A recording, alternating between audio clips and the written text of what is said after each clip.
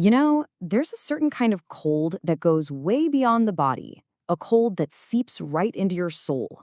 And there was one writer who captured that feeling, that raw, unfiltered essence of survival better than pretty much anyone else. He wrote about places where the world was just vast, white, and completely unforgiving.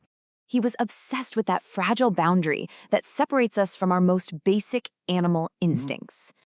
He loved to push his characters right to the edge, just to see what was left when all of civilization was stripped away. And more than anything, he wrote about that deep, primal force that makes us fight and claw and crawl just to see one more sunrise. His name was Jack London, and he was the voice of the wild. So who was this guy who could write with such chilling authenticity? Well, Jack London's stories weren't just made up. They were carved right out of the harsh realities of his own incredible life. I mean, born back in 1876, London wasn't some academic writing from a nice, comfy chair. No way. This guy was an adventurer. He actually went and chased gold in the Klondike. He sailed the seas. He saw with his own eyes what happens to people at the very edge of the world. And that raw experience is what gives his masterpieces like The Call of the Wild and White Fang a power that still kind of shocks you today. To really truly understand how London saw the world, we're going to dive into one of his most intense tales of survival. It's called Love of Life. It's about two men, already weak and starving, who are trying to stumble their way out of the Arctic. Their trip is already a nightmare, but believe me, it's about to get a whole lot worse. And there it is, the moment everything just changes. One man, already pushed to his limit, calls out to his partner.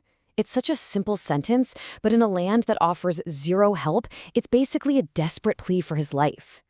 The response is just ice cold. There's no argument, not even a moment of hesitation. Bill just keeps walking. And in that one single moment, our main character learns the first brutal lesson of the wild. When it comes down to survival, you are completely and utterly alone. And this is his new reality. He's one single, injured man in what London calls a tremendous and terrible desolation. We're talking no trees, no shrubs, just this endless sea of gray moss and gray rock under a gray sky, a world that could not care less if he lives or dies. So, with his companion gone, the man is left with a new partner on his journey, and its name is hunger. And this isn't just, feeling a little peckish. This is a force that starts to rewrite who he is, erasing the civilized man and waking up something else entirely. Everything else just shrinks away. Any thought of gold, of the future, of anything other than the next mouthful, it all just fades. His entire world, his every single thought, is now focused on one desperate search for calories. The desperation just builds in these horrifying stages. At first, he's just chewing on these bitter berries that don't even have any nutrients, just for the memory of food. Then, he stumbles on a nest and shoves 4 tiny living birds into his mouth, crushing them like eggshells. And finally, he finds the scattered bones of a calf, pounds them into a pulp with rocks, and swallows the gritty paste, just trying to get any last bit of life from them. London just nails the transformation with this line. The man isn't just a man who is hungry anymore. He is hunger. He has become a walking, crawling embodiment of that one single primal verb, to eat. And all this time, the journey is just destroying his body. His moccasins fall apart, his socks wear away, and his feet become these raw, bleeding masses. Every single step is pure agony, a testament to the pain that his will to live is forcing him to endure. Now, just when you think he cannot possibly go on, a new character enters this awful play, a sick wolf, just as starved and close to death as he is. What follows is this slow, horrific parody of a hunt. You have 2 dying creatures, a sick man and a sick wolf, stalking each other across this wasteland, each one just waiting for the other to die first. The climax here is honestly one of the most shocking moments in all of literature. The man lies motionless, waiting for the wolf to make its move.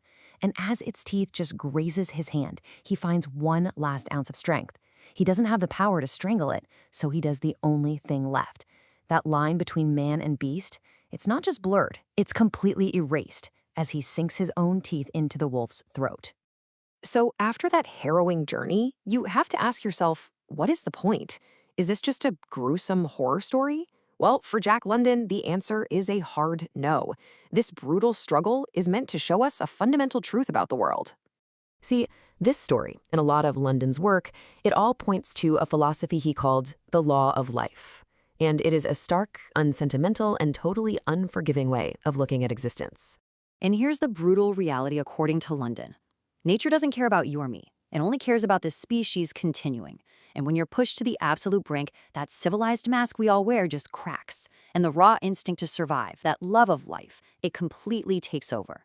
The individual, well, they're temporary. It's the species that endures. That's the law. And if you try to break it, you die.